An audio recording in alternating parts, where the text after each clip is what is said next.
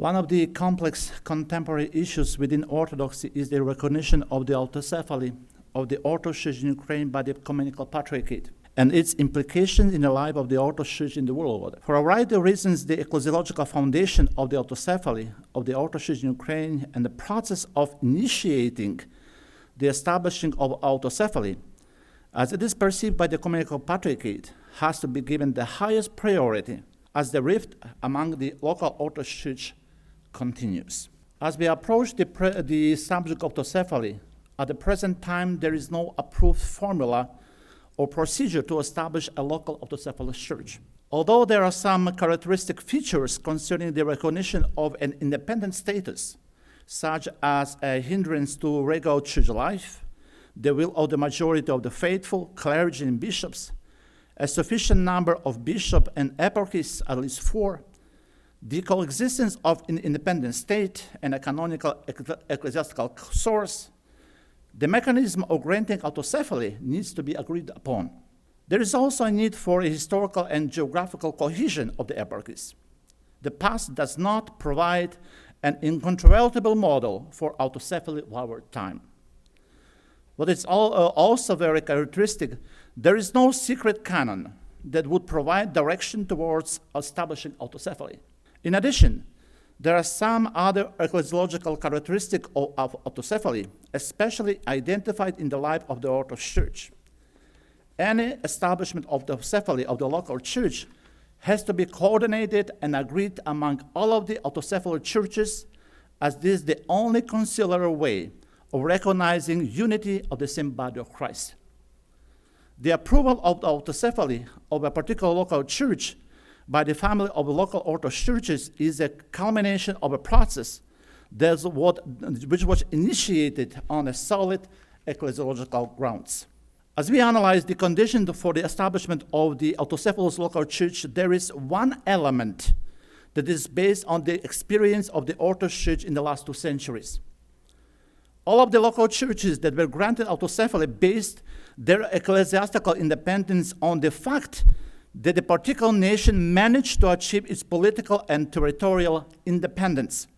Let us remember that all of the modern autocephalies, starting from the Orthodox Church in Russia as a patriarchate in 1589, the autocephalous Orthodox Church in Greece 1850, in Serbia 1879, in Romania 1885, in Poland 1924, Albania 1937, in Bulgaria 1945, Georgia 1990, and Czech lands and Slovakia 1998, proceed from the see of the Ecumenical Patriarchate.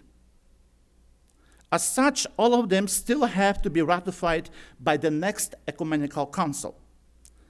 The Ecumenical Patriarchate of Constantinople, as the ecclesial life of the Orthodox Church in the world testifies, has its exclusive responsibility to grant autocephaly to the other local churches when the situation arises. It is fundamental to emphasize that only those autocephalies given by the Ecumenical Patriarchate are recognized at this point as valid. This statement has tremendous implications on the future of inter-Orthodox discussion and its inner life. It is a very distinct privilege and task given to the Ecumenical Patriarchate by the 7 Ecumenical Councils, especially by the Council in Trullo 692, where it is said, and quote, "The See of Constantinople shall have equal privileges with the See of the ancient Rome, and shall be highly regarded in ecclesiological matters as that is," then quote. The Ecumenical Patriarchate alone has canonical privileges and a hierarchical duty as a, quote, "nurturing mother and birth giver of churches," then quote, to carry ecclesiastical duty in the Orthodox world. The distinct privilege given to the Patriarchate of Constantinople is not and cannot be regarded as an empty anachronism or a slogan of semi-Oriental papacy if we want to be genuinely faithful to the Church. The voice of the Ecumenical Patriarchate is the voice of the Ecumenical Councils until the next Ecumenical Council meets.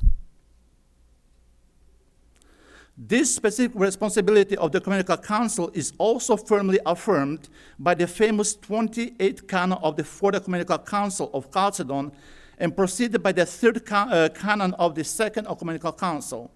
There is no other local Orthodox church in the world which can claim the same responsibility or prerogatives as the Ecumenical Patriarchate. Until the time when the next Ecumenical Council will finally resolve this issue, the Ecclesiastical Mother's task belongs to the exclusively Ecumenical Patriarchate. According to the official patriarchal acts of the Ecumenical Patriarchate, there are two basic requirements for the ecclesiastical independence. The first requirement emphasizes the fact that the, quote, ecclesiastical matters are to be regulated in general in accordance with those of the state, and the second condition underlies the aspect of a declaration of intention to the mother church by the local daughter church. In the letter of declaration, there needs to be a full support from the civil authorities. The distinctive term used by the Ecumenical Patriarchate is the term mother church. The term has a detrimental ecclesiological significance, as it is the mother church who begins the process of consultation among the autocephalous Orthodox churches. The mother church is the one who accepts the declaration of the daughter church and the one who begins the process of recognition of autocephaly among the other autocephalous churches. The mother church is also the one who at the same time begins the process of unity within the local church. It is absolutely necessary to heal any obstacles of schism, establish eschatological unity, and confirm the apostolic faith and succession of ordination and sacramental life of the communities. The process begins on two different fronts in the same body of Christ. One could describe the process as a very thorough and challenging from many perspectives. Regardless the many obstacles, the process moves ahead as the experience of the Mother Church is steeped in the centuries of living experience in the life of Christ. It suggests a point of privilege and ecclesiological motherhood of a particular local church. In addition, the declaration of the local church to the mother church emphasizes the historical accuracy and ecclesial lineage.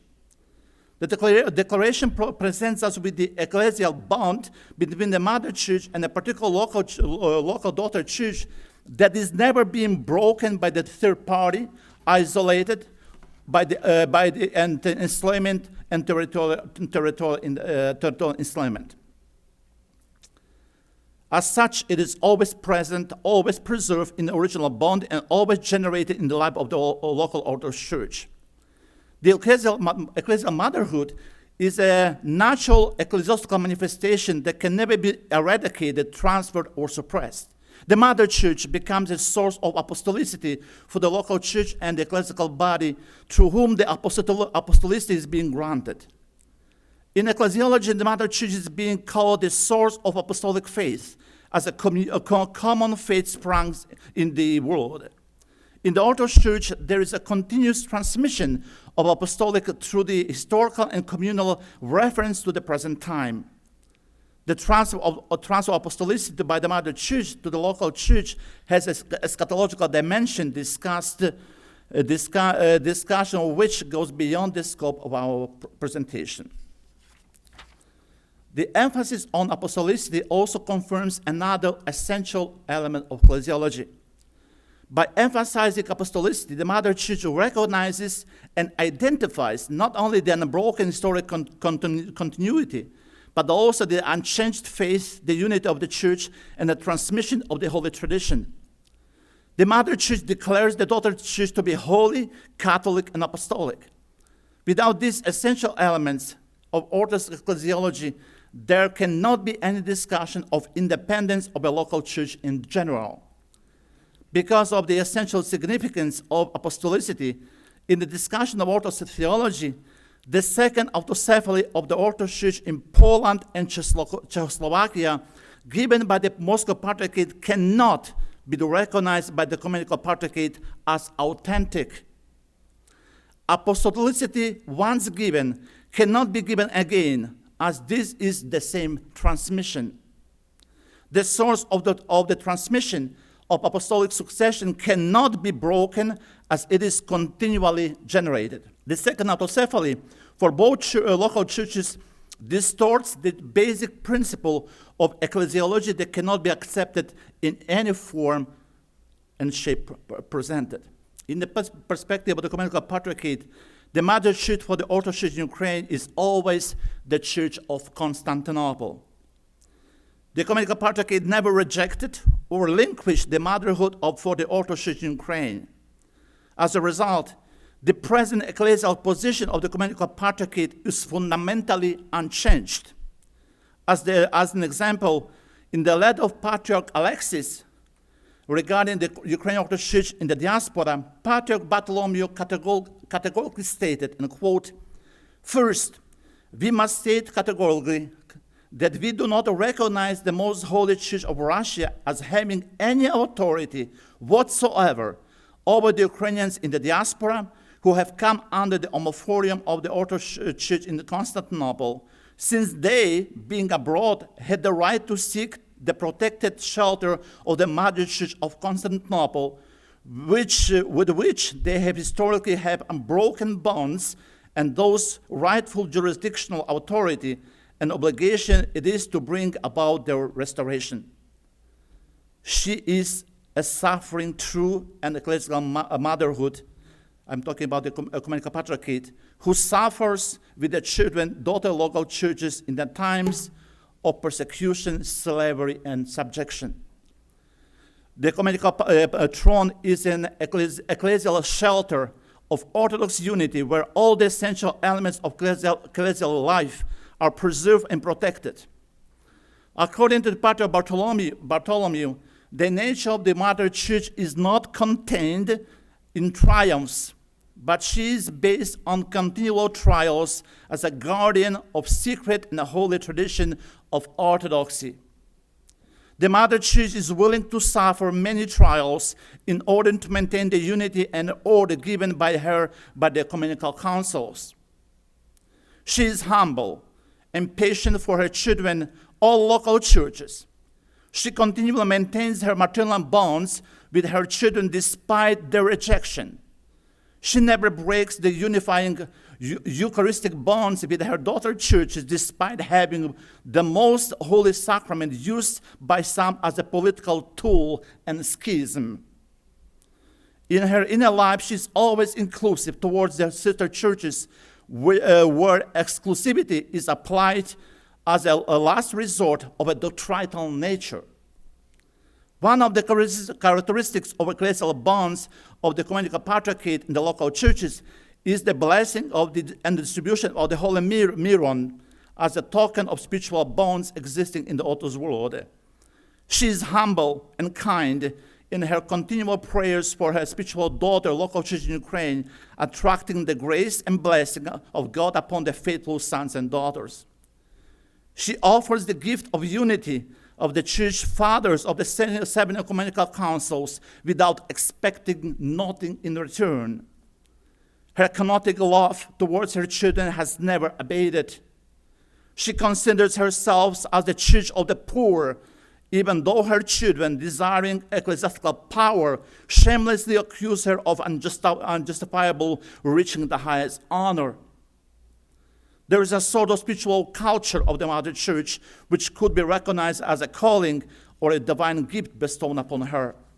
The Mother Church is the center of our unity of the Orthodox Church, over the Orthodox churches with all her rights and privileges, but at the same time overwhelmed by the simplicity of her life.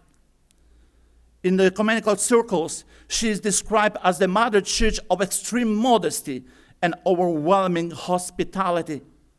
She is a source of extraordinary authority, independent from contemporary authorities and political influences. In order to accept this paradox, we must bend and liberate ourselves from our contemporary rational thinking. In her life, the Mother Church offers us her personal relationship, of whom she is in relationship with the fathers of this church of the seven ecumenical councils. There is a mysterious wisdom implanted in her being, where her service and ecclesiastical prerogatives are offered to the Orthodox world as a free gift of uncompromising freedom. The Patriarchate of Constantinople, as a primus inter pares, or Plebiscite at times, the service of honor, stands among the local Orthodox churches for the main purpose to maintain the unity of Christ. The position of the Ecumenical Patriarchate is fundamental for the condition of conciliarity in the Orthodox Church, where there is a fundamental need for the leadership and brotherly authority. The Mother Church recognizes the other churches as equal and is recognized as a presiding Mother Church. In exercising her privileges and authority, she lives her authentic life, destined to overcome her most difficult earthly challenges. Authenticity to her life is her destiny given to her by the Ecumenical Council as the highest authority in the Orthodox Church. Any attempt to question the position of the Patriarchate as protos among the local churches destroys the fundamental unity of the Orthodox Church, and as such is categorically rejected. Even though she is continually bruised and faced unrelenting criticism by human ambition and political expediency, she is able to become the link, the carrier of responsibility of service in the Orthodox world given to her by the fathers of the 7 ecumenical councils. In other words, she carries the prophetic ministry by preserving truths of faith established centuries ago. The position taken by the Church of Constantinople towards the Orthodox Church in Ukraine is consequential and uncompromised, especially in the period of the last 3 centuries. The letter of Patriarch Bartholomew is in conformity with the statement made by the Ecumenical Patriarch Athenagoras, who in his letter to Patriarch Pimen wrote, quote, "And this act of the Russian Orthodox Church was done by exceeding her jurisdiction rights, since after the end of the World War II, the territories of Ukraine and Belarusia, which previously belonged to the Church of Poland, were detached from this church, and the areas included in these detached churches reaching westwards as far as the Baltic Sea, and being from times past outside the boundaries of the Patriarchate of Moscow, are under the jurisdiction of the Ecumenical Throne. The recognition of the local church in Ukraine by the Ecumenical Patriarchate equals the acknowledgement of unique distinction of people as Ukraine.